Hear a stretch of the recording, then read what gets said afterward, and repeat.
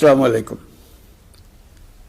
আজ আমাদের পুরো জাতি গভীর শোক ও বেদনায় নিস্তব্ধ।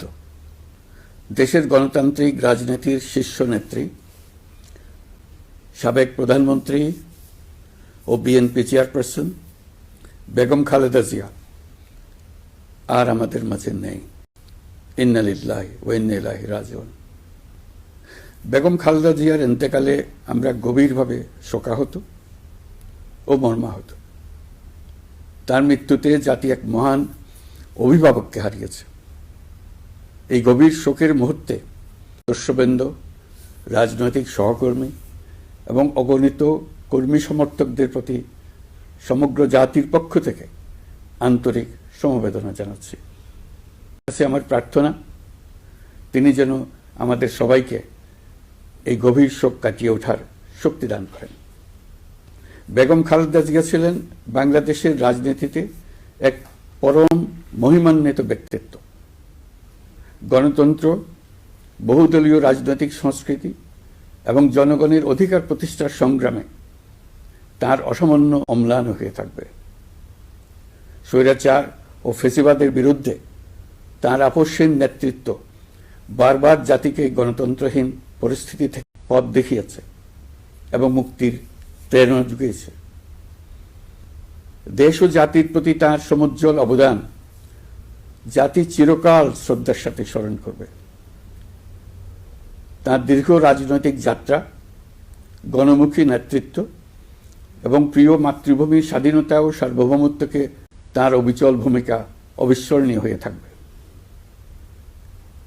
এমন একজন মহান দূরদর্শী ও নিখাদ দেশপ্রেমিক নেত্রীর শূন্যতা পূরণ হবার নয়।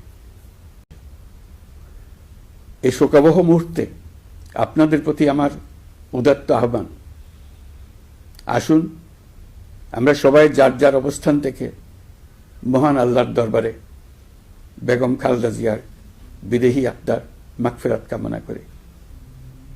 একই সঙ্গে জাতির এই কঠিন সময়ে আমরা যেন ঐক্যবদ্ধ থাকি, স্থিতিশীলতা বা নাশকতার অপচেষ্টা চালাতে না পারে সে বিষয়ে আমি সবাইকে সজাগ থাকার আহ্বান জানাচ্ছি। এই সময়ে আমাদের সবার দায়িত্বশীল ভূমিকা পালন করা অত্যন্ত জরুরি। প্রিয় দেশবাসী, সাবেক প্রধানমন্ত্রী বেগম খালেদা জিয়ার মৃত্যুতে আমি 3 দিনের রাষ্ট্রীয় শোক এবং আগামীকাল তার নামাজে জানাজার দিনে একদিনের সাধারণ ছুটি ঘোষণা করছি। সহ সব ধরনের শোক পালনে শৃঙ্খলা বজায় রাখার জন্য আমি সবার প্রতি বিনীত আহ্বান জানাচ্ছি। প্রিয় দেশবাসী, আমি জানি অনেক আবেগাপ্লুত।